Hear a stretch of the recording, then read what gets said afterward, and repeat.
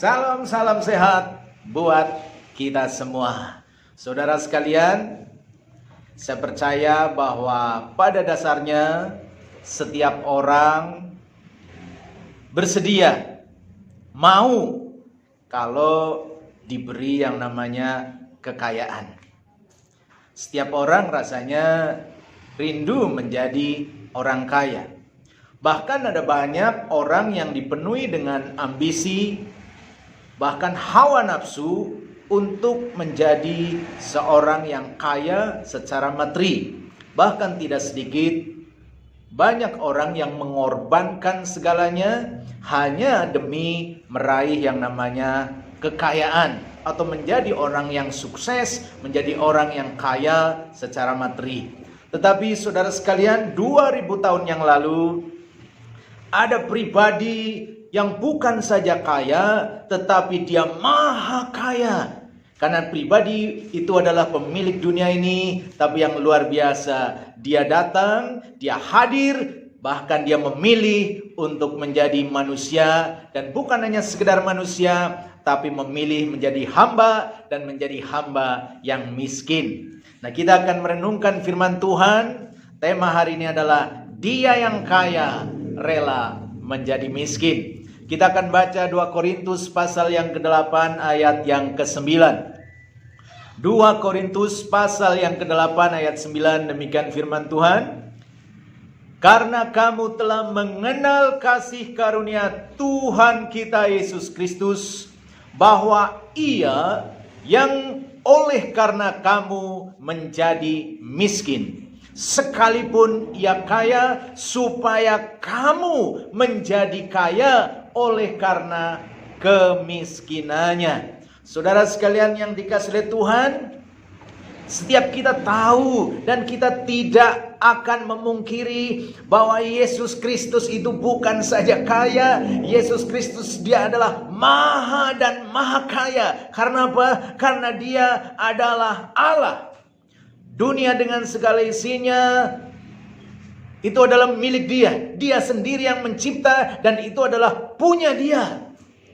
Tetapi Alkitab mengatakan Yesus yang kaya di sini dikatakan menjadi miskin.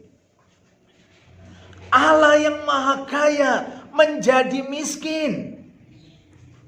Kalau manusia yang mengatakan bahwa Yesus jadi miskin, orang gak percaya. Tapi Alkitab sendiri mengatakan bahwa Yesus Kristus, Tuhan kita, Dia mau menjadi miskin. Meskipun Dia kaya, kata Alkitab.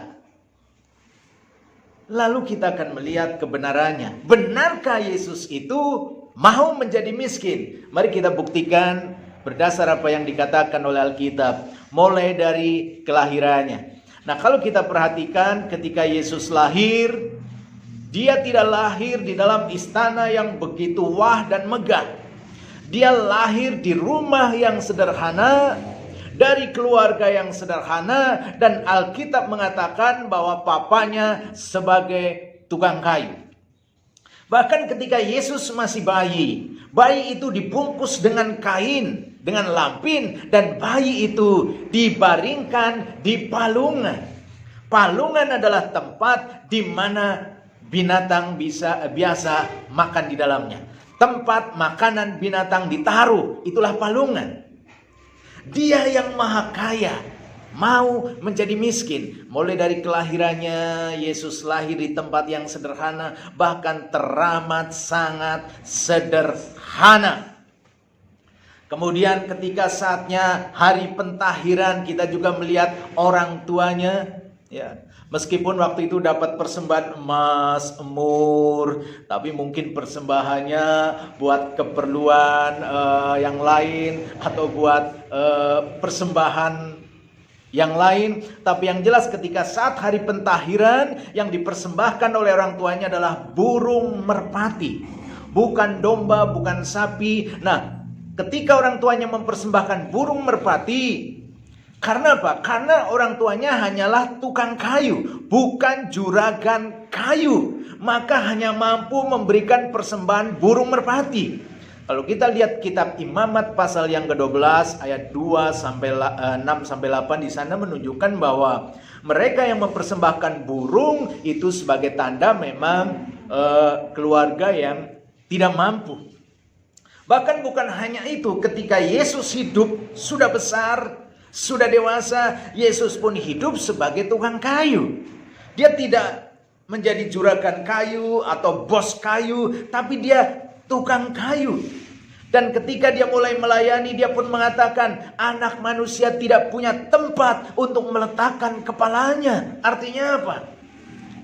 Yesus tidak punya rumah, tidak punya tempat tinggal yang permanen untuk dia bisa menikmati istirahat, tidur dengan aman dan nyaman. Bahkan ketika saat terakhir hidupnya di bumi, dia menitipkan ibunya kepada muridnya yang dikasihi. Dia katakan, inilah ibumu. Artinya apa? Dia menitipkan Maria ibunya kepada muridnya. Bahkan ketika dia mati, kita tahu jenazahnya disemayamkan di kuburan orang lain.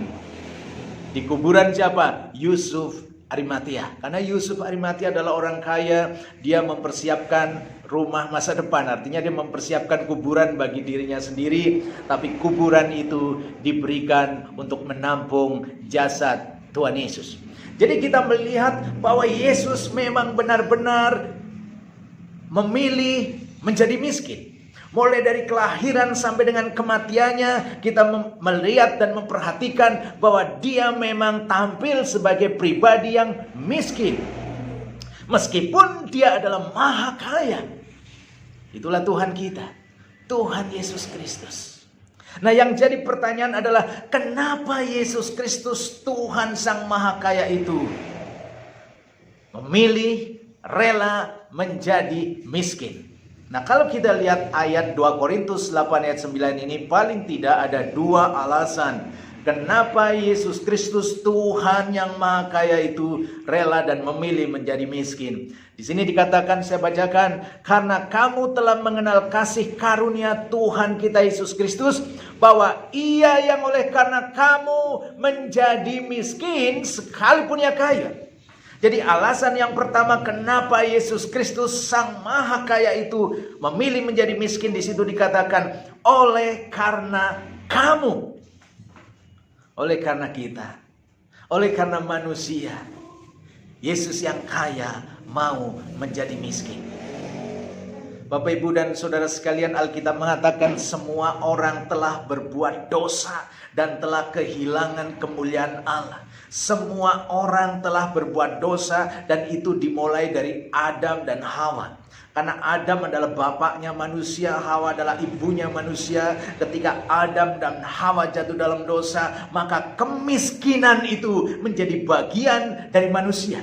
Dosa telah membuat manusia jatuh dalam kemiskinan. Ketika Tuhan menciptakan Adam dan Hawa, mereka dicipta telanjang, tidak punya apa-apa, tapi Allah memberikan apa-apa kepada mereka.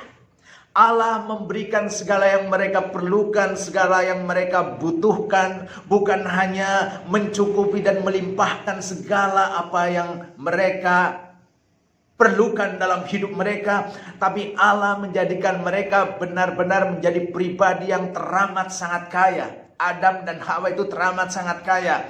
Kaya secara rohani, kaya secara jiwani, dan kaya secara jasmani. Karena dunia betul-betul milik mereka berdua. Dunia dengan segala isinya dipercayakan kepada mereka. Mereka berkuasa atas laut, atas air, atas udara, atas darat. Semua berada dalam kekuasaan mereka. Tetapi karena dosa, mereka telah kehilangan segalanya.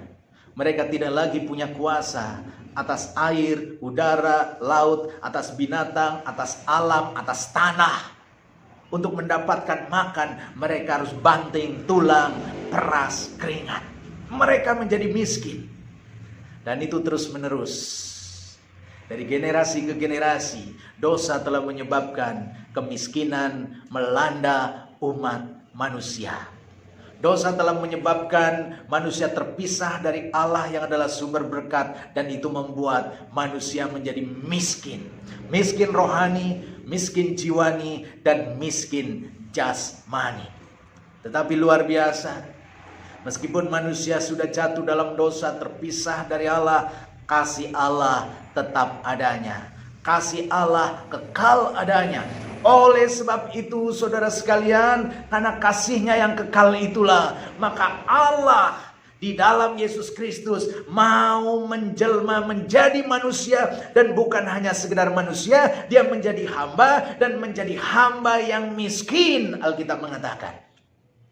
Dan kalau Yesus menjadi miskin, karena siapa? Karena kita, karena dosa kita, karena pemberontakan kita, karena ketidaktaatan kita kepada Allah, kita jadi miskin. Tapi Yesus demi untuk apa? Demi menyelamatkan kita, dia mau menjadi miskin.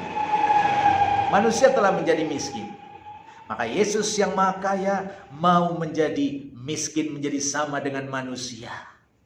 Jadi saudara sekalian yang dikasihi oleh Tuhan, betapa luar biasanya Tuhan kita. Di tengah dunia di mana manusia justru berjuang sedemikian rupa, berlomba-lomba untuk mendapatkan yang namanya kekayaan, Yesus justru sebaliknya.